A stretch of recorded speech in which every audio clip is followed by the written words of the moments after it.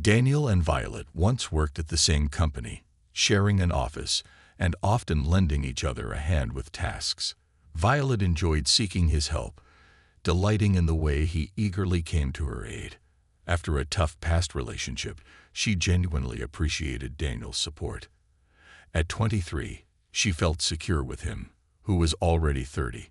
One evening, after Daniel assisted her with a challenging report, they stayed late. Jokingly, he said, "Well, now you owe me a trip to the movies as a thank you." Violet didn't object. Deep down, she had longed for Daniel to make the first move. They entered the cinema as colleagues but walked out hand in hand as a couple. It was both exhilarating and terrifying for them. A year later, when Daniel planned to propose, Violet surprised him with the news that they were expecting a child. The wedding was simple, but Violet glowed like a true princess. They barely noticed how the years of their married life had flown by. Now, here they were, celebrating their 8th wedding anniversary, with their daughter about to start first grade. After her maternity leave, Violet returned to work. She resumed sitting in the same office as Daniel, tackling tasks side by side. On her first day back, a bouquet with a note from her husband awaited her. It felt like the good old days again. It was a sweet gesture from Daniel, especially since he wasn't one for surprises and generally kept his emotions in check. Though they spent their workdays together, at home, Violet began to distance herself, often heading to bed earlier. And on the rare occasion they turned in at the same time, she would decline his advances. "Honey, I've got a headache. Let's do this tomorrow," she'd murmur, caressing his cheek, giving him a quick kiss before turning away. Daniel felt disheartened, but he kept it to himself. He knew his wife was exhausted from work and juggling their daughter's studies at home. So he didn't push, but he did notice Violet taking extra care of her appearance, wearing short skirts and dresses more frequently. She even bought a bright lipstick, despite once insisting that she didn't like the feel of anything on her lips. But Daniel was pleased with how his wife looked. He didn't mind her spending on new clothes, as long as it made Violet happy. One day, they were both at their desks when Violet's phone lit up. She quickly glanced at the message and started gathering her things. After applying lipstick, she was already heading toward the door when Daniel stopped her. "Where are you off to?" he asked. "Eleanor texted. She needs my help." Violet smiled. "I'll be back soon.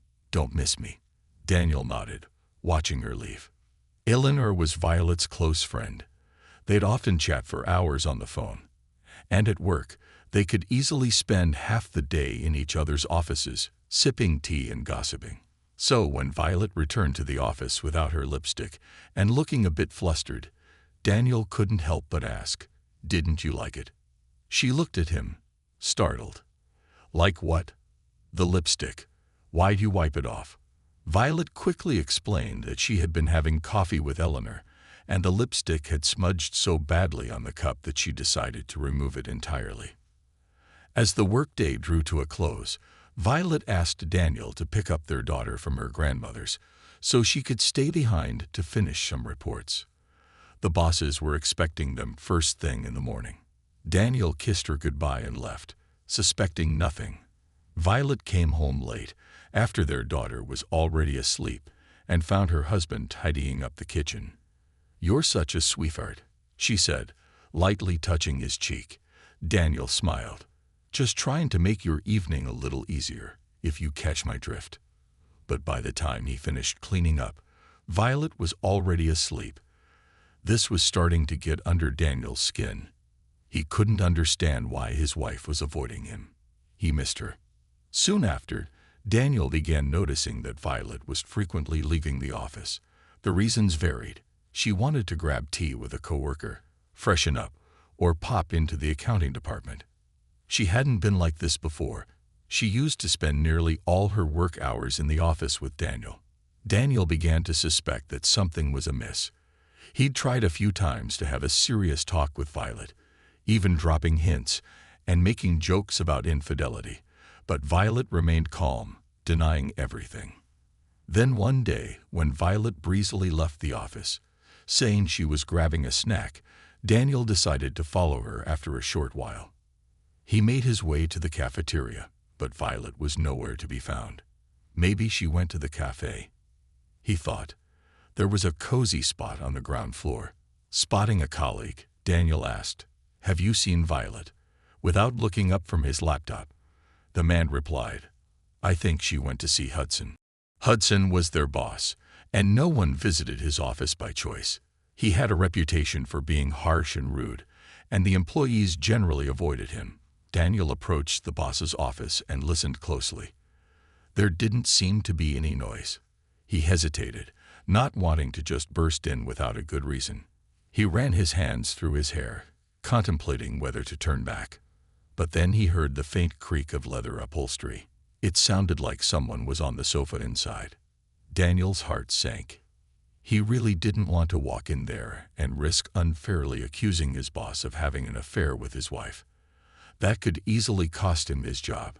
Internally, he was torn, having a full-blown dialogue with himself, weighing the consequences of what he might find if he opened that door. One part of Daniel urged him to walk away, to calmly return to his work, while the other part screamed for him to kick the door open and confront whatever was torturing his mind. He stood there, ear pressed against the door, knowing full well that if any of the staff saw him like this, they'd think he had lost it. The silence was suddenly broken by a woman's moan. Then another. That was it. Daniel couldn't take it anymore. He would storm into that office and see for himself, even if it meant losing his job afterward. With a swift motion, he threw the door open and barged into Hudson's office. The sight before him was devastating. Hudson was sprawled on the couch, his trousers down, and Violet was sitting on his lap. Daniel stood frozen in the middle of the room, too shocked to speak. His mouth opened and closed like a fish out of water, but no words came out. He couldn't believe his eyes.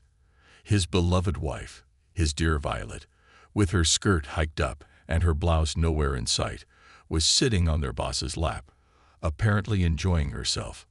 Hudson cursed loudly, shoving Violet off him. "What the hell are you doing?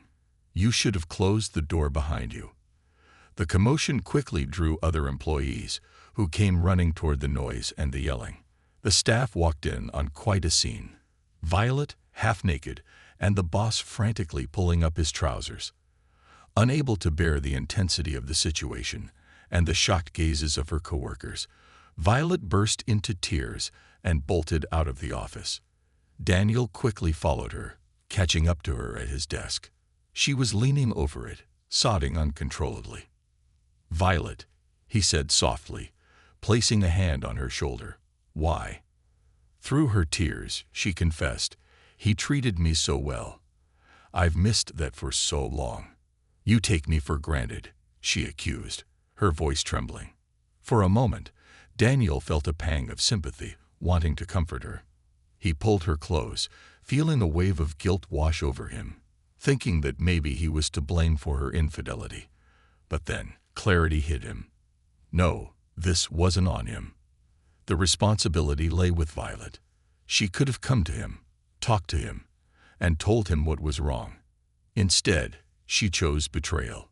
But instead, she chose to jump onto the lap of her boss, betraying her marriage. Daniel wasted no time in filing for divorce. When he spoke to their daughter, he reassured her that this wouldn't change their time together or the fun they had as a family. "It's just that Dad and Mom won't be living together anymore," he explained gently. Naturally, he left the job, and so did Violet. After such a humiliating scandal, she couldn't bear to stay there another day. Her colleagues made sure of that, laughing at her and making cruel jokes whenever they crossed paths. After Daniel, Violet remarried only once, to a man she met while on vacation. But that marriage fell apart too. One day, her second husband bluntly told her that he didn't love her and was going back to his ex-wife. And so, Violet found herself alone again. The emotional toll was devastating, compounded by the fact that she had to adjust to a new job after many years of stability in one place. It's hard to say what Violet was hoping for, but life had dealt her a series of harsh lessons. But now Violet faced the daunting task of rebuilding her life from scratch. She had to adjust to a new job, search for an apartment, and even find new friends, as the ones she and her ex-husband had shared sided with him. Sooner or later, every secret, every hidden truth comes to light.